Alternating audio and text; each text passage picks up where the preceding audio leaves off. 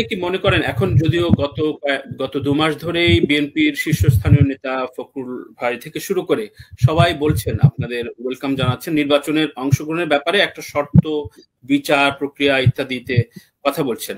এর মধ্যে বিচ্ছিন্ন কথাও আছে। আপনার বন্ধু কলিগ পার্থ গতকালকে বললেন যে আওয়ামী লীগ নির্বাচন করলে সে ইলেকশনই করবে না, রাজনীতি করবে না, এই ধরনের কথা বলছেন। তো এই যে রাগ ক্ষোভ, আমি প্রশ্নটা আরেকটু বাড়াই, ধরেন আমার এই শোতে একাধিক বিপ্লবী একাধিক বিপ্লবী বলেছেন, আমি নিজে, তার পরিবার বলেছেন অন রেকর্ড যে তারা নৌকায় ভোট দিয়ে বড় হয়েছে, সে নিজে আওয়ামী লীগের সমর্থক হিসেবে মাঠে কাজ করেছে, কিন্তু গত 6 থেকে 7 বছর ধরে তার নানান ভাবে এই সাংগঠনিক অপতৎপরতা, দুর্নীতি, শ্রদ্ধাহীনতা ইত্যাদিতে তার মনে হয়েছে যে এই দলটা দলের অবস্থানে নাই। আপনার স্খলনের জায়গা কি? আপনার নিজেদের লোকেরাই তো হারাইছেন, মানে হারিয়ে ফেলেছেন, সেজন্য পালায় যেতে বাধ্য হয়েছেন নেত্রী সহ। আপনি এই স্খলনের কারণগুলো কি? আপনি 3 থেকে 4টা পয়েন্টে বলেন তো। না, আপনি তো বললেন যে আপনি আমার ইন্টারভিউ গুলো দেখেছেন, অন রেকর্ড কথাগুলো বললাম, যেগুলো পার্থর কথা বলি। আমি জানি না ওটা সে আলটিমেটাম দিল নাকি সে তার মনের ইচ্ছা বলল। আলটিমেটাম যদি হয় তাহলে সে বলতে পারে যে আওয়ামী লীগ যে নির্বাচন করবে সেই নির্বাচন আমি করবোই না, বা সে রাজনীতি করবোই না, এটা একটা আলটিমেটাম। আর আরেকটা হইতে পারে যে সে এতই কষ্ট পাবে আওয়ামী লীগ নির্বাচন করলে যে সে নিজের রাজনীতি ছেড়ে দিবে। এই দুটারই কোনো আমি এন্টারটেইন করতে রাজি না। কারণ আন্দালিব পার্থ থেকে আরো বড় রাজনীতিবিদ আসলো, আওয়ামী লীগকে কেউ দাবাইতে পারে নাই, আগামী দিনও পারবে না। এটা তো একটা স্রোত ধারা, এটা তো বাংলাদেশের ইতিহাসকে ধারণ করে। এখানে এটা আন্দালিব পার্থর ব্যাপার না। উনি কেন এরকম কথা বলবেন? উনি ওনার মতো নির্বাচন করবেন, সুষ্ঠু নির্বাচন হলে উনি জিতে আসবেন। আওয়ামী লীগ একটা গণতান্ত্রিক দল, বাংলাদেশের স্বাধীনতার দল, বঙ্গবন্ধুর দল, সেই দল নির্বাচনে অংশগ্রহণ করবে, মানুষ তাকে ভোট দিলে জিতবে। এখন আপনি যে বলছেন যে আমাদের আজকে এই দশা কেন, তাহলে সংক্ষেপে বলতে হয়, প্রথম কথা হচ্ছে যে আওয়ামী লীগের নিবেদিত নেতা কর্মীরা যে সত্যিকার অর্থে এই জুলাই আগস্ট মাসে এই আন্দোলনটাকে আলিঙ্গন করার জন্য যদি উপস্থিত থাকতেন, মুখোমুখি বলবো না, কারণ এই আন্দোলনকে তো আমি এই বৈষম্য বিরোধী শব্দটা তো খারাপ শব্দ না, ভালো শব্দ। এখন ভিতরে কি ইচ্ছা ছিল প্রাথমিকভাবে সেটা তো আমরা জানি না, নিশ্চয়ই ভালো কিছু ছিল। তো এই আন্দোলনটাকে পর্যবেক্ষণ, আলিঙ্গন বা তাকে ম্যানেজ করার জন্য যদি সত্যিকার অর্থে আওয়ামী লীগের নেতাকর্মীরা ওইভাবে থাকতেন, তাহলে আজকে এই পরিণত হতো না। তো কেন ছিলেন না? এটার উত্তর একটাই, ওই যে আপনি যে ইন্টারভিউ দেখেছেন, সেটা হচ্ছে যে আমরা স্থানীয় সরকার নির্বাচন থেকে শুরু করে একেবারে সংসদ নির্বাচন পর্যন্ত নিজেদেরকে বিভক্ত করেছি। এবং আমরা যে বিভক্ত করেছি, দলের মধ্যে আমাদের যে একে অপরের উপরে অন্যায় হচ্ছিল, সেগুলো আসলে বলার মতো প্ল্যাটফর্মও তৈরি হয়নি। কারণ ওই যে আজকে আপনাকে যেটা বললাম যে ডিম পাড়ানো সংস্কৃতি, অর্থাৎ আপনি আমার ধরেন আপনি আমার হোস্ট এখন, right?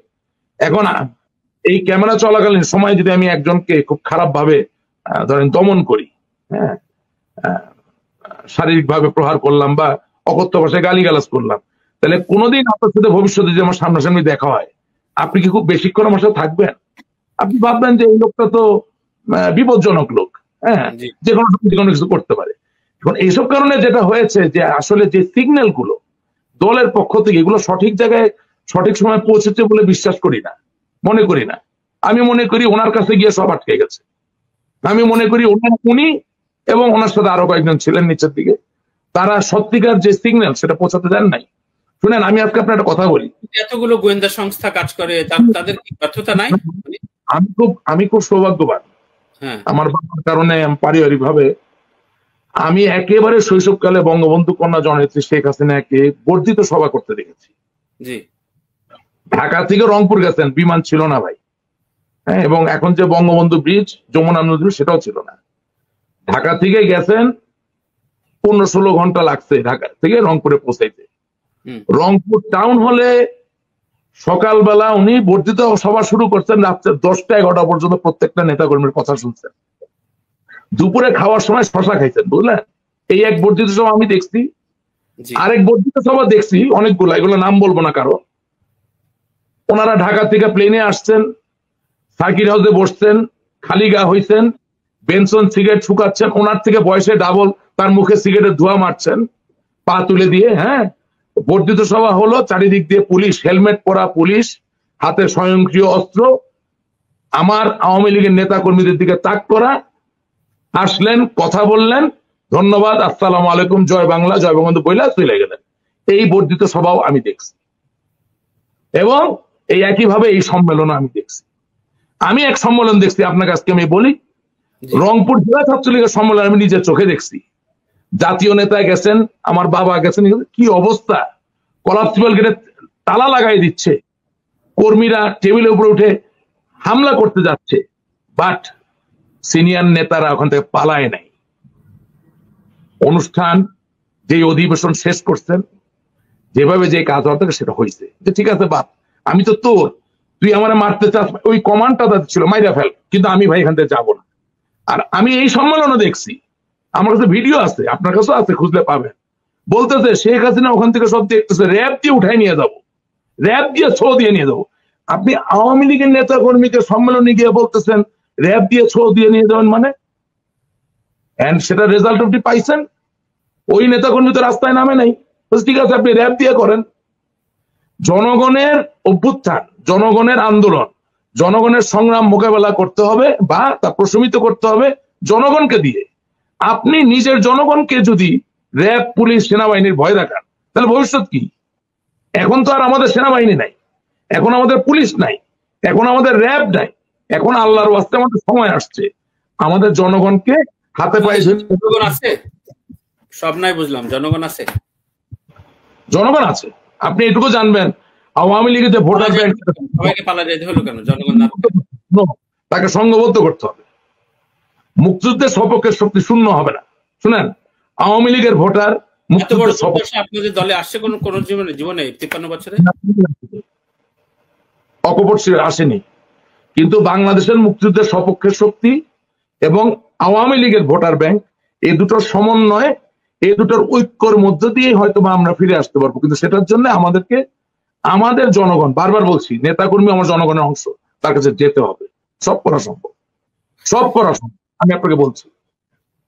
Take my word for it. I'm telling you, everything is possible, even now. No problem. আপনি যে এখন পর্যন্ত আমরা যে যতক্ষণ কথা বললাম, যে প্রাসঙ্গিকতা নিয়ে কথা বললাম, তাতে মনে হচ্ছে যে আপনি একটা সমাধান চান এবং অনুশোচনা বোধোদয়ের জায়গাটা তৈরি হচ্ছে, কিন্তু মূল মুখপাত্রের জায়গায় বা আপনাদের সামগ্রিক কমান্ডিং এর জায়গায় এই কথাগুলো কি আপনারা ছড়াচ্ছেন, বা আপনারা যখন জয়েন্টলি কথা বলেন আপনাদের নেতাদের সাথে? কথা তো বলতে পারছেন না, আপনাকে তো বললাম, আপনার অনুষ্ঠান তো আমাকে মাপ চাই শুরু করতে, কথা তো বলা যায় না।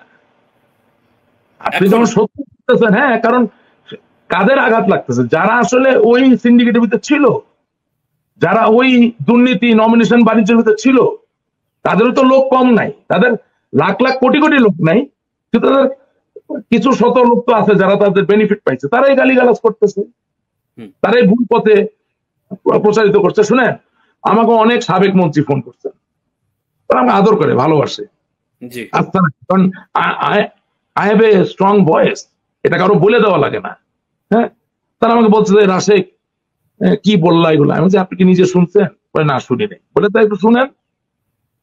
পুরো অনুষ্ঠান শোনার পরে ফোন করলাম, বলে না তুমি কোনো ভুল বলো না, বলে আমি তোমার জন্য দোয়া করি। আওয়ামী লীগের অনেক নেতা, কেন্দ্রীয় কমিটির নেতা, প্রথমে না শুনে অন্যের কথা শুনে বলে এগুলো কি, আমি আপনি প্লিজ আপনি শোনেন, আমি বিনয়ের সাথে অনুরোধ করতেছি। আমার জায়গা তিনটা, খুব পরিষ্কার: বঙ্গবন্ধু, আওয়ামী লীগ, শেখ হাসিনা, কোনো কম্প্রোমাইজ আমি করব না। এবং এই তিনের থেকেও বড় জায়গা হচ্ছে বাংলাদেশ, ওকে নিয়ে আমি কোনো কম্প্রোমাইজ করবো না।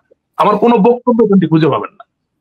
না, সেটা তো শাশ্বত কথাবার্তা হয়ে গেল। আপনি অবশ্যই, আপনি যদি দল করে থাকেন অবশ্যই এই তিনটাকে মেনে তো কথা বলবেন, রাইট। কিন্তু আপনি তারপর আপনার নেত্রীকে একেবারেই আলাদা রেখে আপনি কথা বলছেন, এটাও তো আসলে খুবই মানে বিস্ময় জায়গা। আলাদা রেখে কথা করবেন, সে যদি রিসিভ করে থাকে, আলাদা কথা বলছি না। আমি নিবিড় ভাবে চিন্তা করলাম যে আসলে এই ঘটনাগুলো উনি জানতে পারলে কি অ্যাকশন নিতেন না? নিশ্চয়ই নিতেন। আমার মনে হয়েছে তিনি জানতে পারেননি। আমি তো তাকে শৈশব থেকে চিনি, আমার তো একটা মাতৃভক্তি বলেন, তার প্রতি একটা ভালোবাসা, শ্রদ্ধাবোধ আছে। সুতরাং একেবারেই আমি কলম নামিয়ে বলে বসবো যে উনি দায়ী, এটা তো আর পারি না আমি করতে। আমার বিশ্বাস যে সিন্ডিকেট এত শক্তিশালী হয় যে তারা অনেক সত্যকে ঢেকে রাখতে পারে, এটা বাস্তবতা। শুধু তাই না, এটাও বলি আপনাকে, আপনি একটা সংস্থার সাথে মার্কিন যুক্তরাষ্ট্রে নিয়োজিত আছেন, আপনারা আমার ইন্টারভিউ নিচ্ছেন, নিশ্চয়ই you are the leader of your programme, but আপনার প্রোগ্রামে যদি দুর্ভাগ্যজনক ভাবে খুব খারাপ লোকের সন্নিবেশ ঘটে, তারা সবাই মিলে যে আপনাকে ভুল পথে পরিচালিত করে, সেই ফাঁদে তো আপনি পা দিতে পারেন। সেই জায়গায় তো আমি আপনাকে শুধুই মাত্র দায়ী করতে পারি না।